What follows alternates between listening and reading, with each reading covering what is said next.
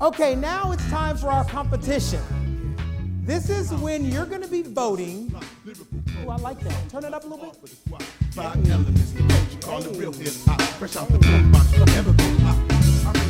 We've had some speakers auditioning for the last 4 months for an opportunity to speak in front of you. But you're going to be the judge tonight. I want you to give honest feedback. So the winner of this particular competition is going to win based upon your applause. So you're the judge. No booing, but I want you to listen to which speaker connects with you most. Now I'm about to introduce the speakers who won the audition, and they have no idea who I'm about to introduce. Could you imagine being sitting in their shoes? Could you imagine? You have no idea if you're going to speak, and you're wondering. When I call your name, you got to gather yourself in front of this live audience. Come down just a little bit. Thank you, DJ Polo. In front of this live audience, you got to be able to think, come up these stairs, and deliver your speech. They're going to have 3 minutes to inspire you on chasing greatness. Hey, somebody is right up here. Come on now. Do you realize that speaking is the #1 feared profession on the planet? Do you realize that people would rather be burned up in a fire? They'd rather be laying in a casket rather than delivering the eulogy at a funeral. That's how much fear is associated with speaking in public. I want you to give a round of applause to these 3 that I'm going to bring up on the stage, but save your applause until I introduce the last one. Put your hands together for Peggy Lee, Jack Kerin, and Michele Modellas!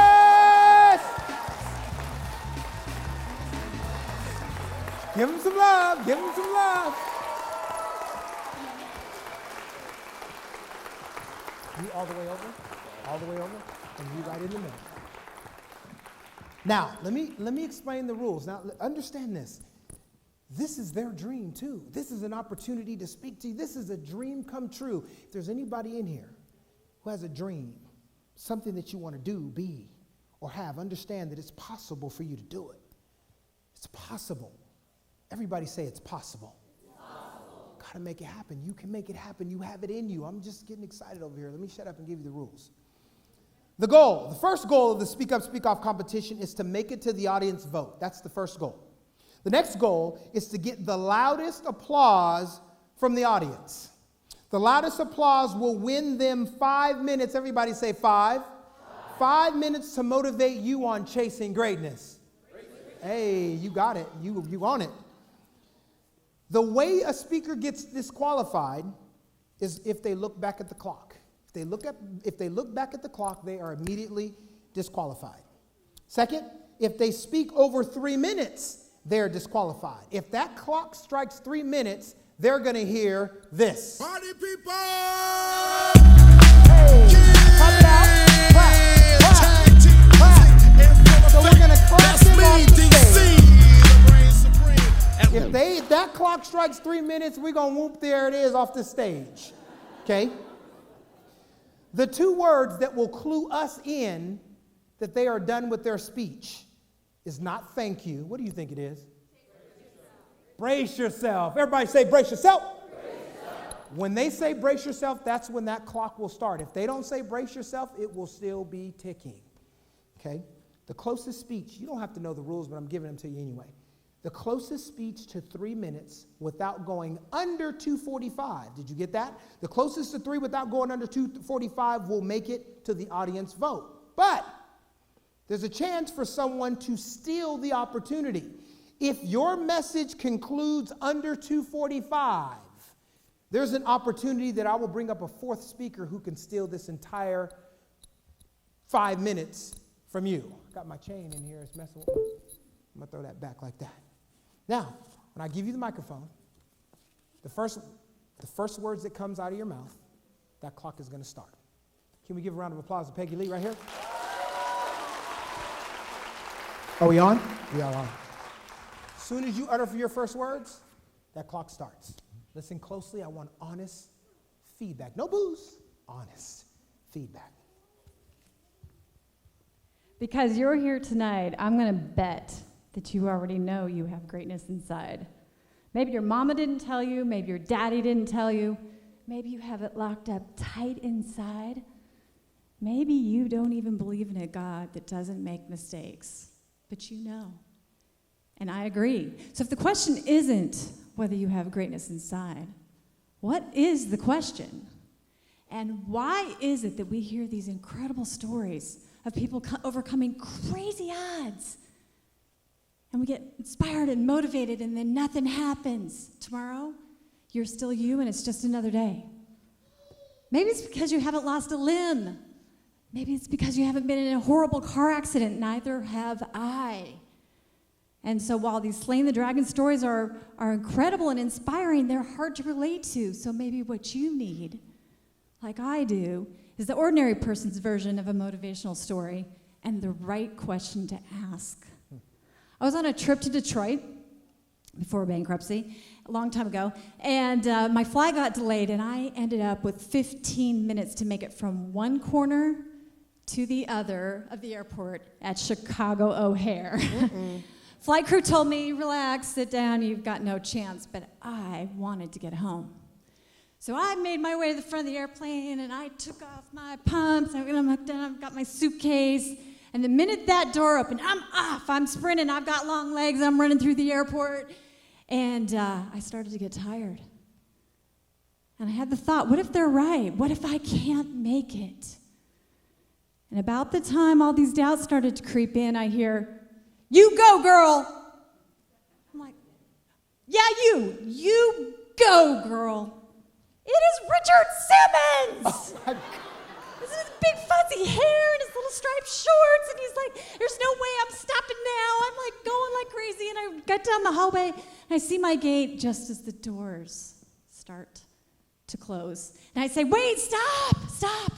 Now, I don't know whether they were transfixed by the sweaty sight of me or they were being nice, but I got on that flight. Here's the deal. I was motivated to make that flight. I wanted that connection more than I wanted air. I knew I could make it until it got hard. You see, we're not alone. Oprah was demoted because she didn't have the right look. Steve Jobs was fired from Apple Computer. It will get hard. So the question you need to ask yourself is, what is it that you have inside of you that's going to make you keep going when it gets hard? I have Richard Simmons in my head. What do you have? You have the ability to achieve greatness if you keep going and you never give up. Brace yourself. Oh! 259! Oh!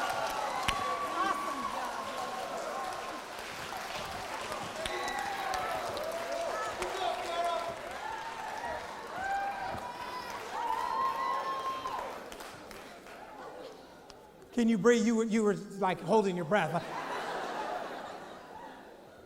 As soon as you utter your first words, clock starts.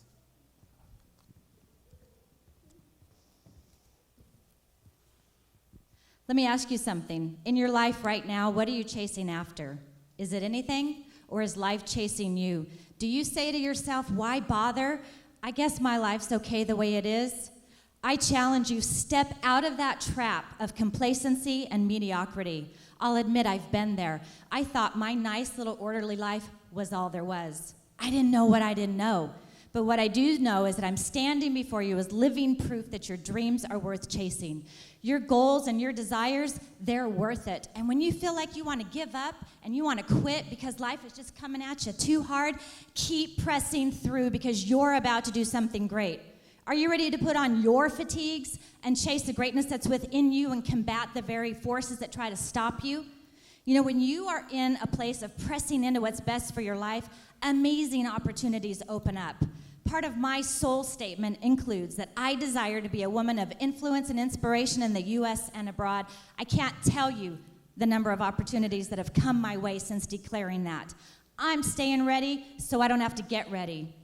Recently, I returned from a trip from Africa. It was unplanned, random conversation on a Sunday afternoon with a friend of mine who said that he and his wife were taking 3 19-year-old Brazilian girls to Africa the end of the week. Jokingly, I said, well, shoot, I want to go. But if you know me, I'll hop on a plane, I'll put my running shoes on, and I'll do whatever it takes. It also was helpful that a client of mine had given me an unexpected bonus the week before. So when I got that text that evening and it said, call Jocelyn tomorrow, she's going to give you the details, she's excited for you to join us. Okay, I made one phone call that day, and that was to Jocelyn. She gave me the details. I booked my flight and was headed to Cape Town, South Africa 2 days later. What an incredible trip we had. Baboons were running wild on the highway. Lions were right outside our car window. We met with the staff at the Oprah Winfrey School to talk about collaborating on some projects with these girls. I think a highlight for me was to see the hope and excitement ignite in these young girls who had never been on a plane and never seen a beach before. So when you are in a place of chasing after what you're so passionate about, you become contagious. Soon others will chase what you exemplify. You become the muse that so powerfully entices others to dig deep within and know that there is so much more to their own life. So I encourage you, I even challenge you, stand up, step out, and chase the greatness that's within you, because the rest of us, we need you. Brace yourself. Give it up! Stay right there. You got a chance for a steal over here. Stay ready. Chasing greatness. Hey. When you utter your first words, clock starts.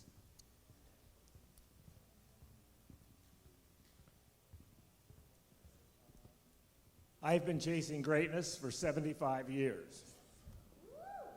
And I have learned 3 things. First, greatness is a journey. It's not a destination. In order to avoid getting lost on that journey, you need to develop your own personal GPS, where G stands for goals and giving, and P stands for a positive attitude and passion for what you believe in, and S stands for sincerity and service to others. Another thing I've learned is that it's never too late to start that journey.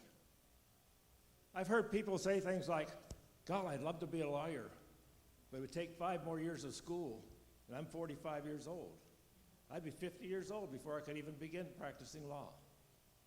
Well, guess what? If you're 45 years old, 5 years from now, you're going to be 50 years old, whether you're practicing law or not.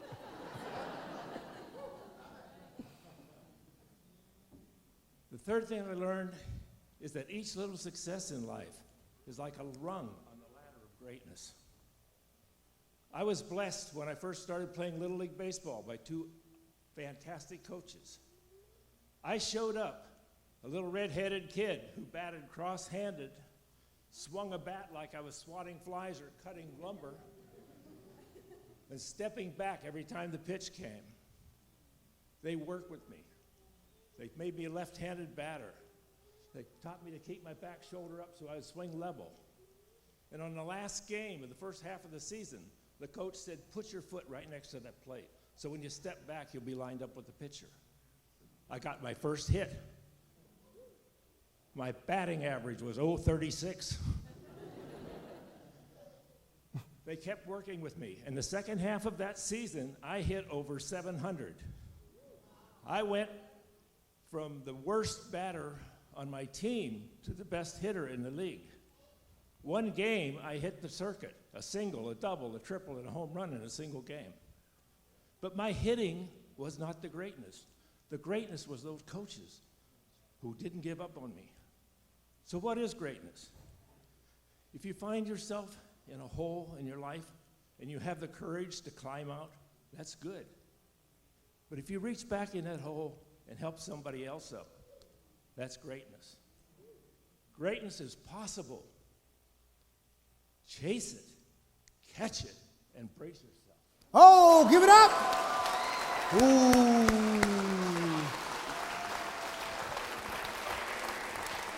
Okay. Susan Schultz, you got your mic on? Okay. Tell us the times of all. So we got 2 speakers. What was the time? What was Michelle's time? Was 2:35. 2:35. Jack's time was? 2:44. 2:44. So we got an opportunity for a steal. We're going to bring up a 4th speaker. And whoever, if this speaker can start and finish their speech before 2:40, after 2:45, and can beat the time of Michele or Jack, then they get an opportunity to be voted on for the get voted on by you. So I'm bringing up the fourth speaker. Ladies and gentlemen, put your hands together for Amos Nugent.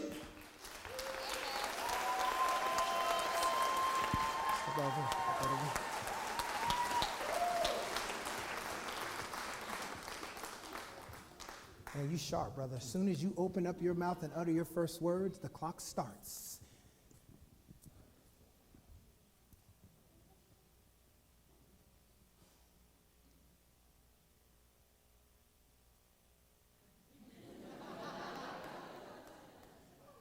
There were 10 seconds left on the clock.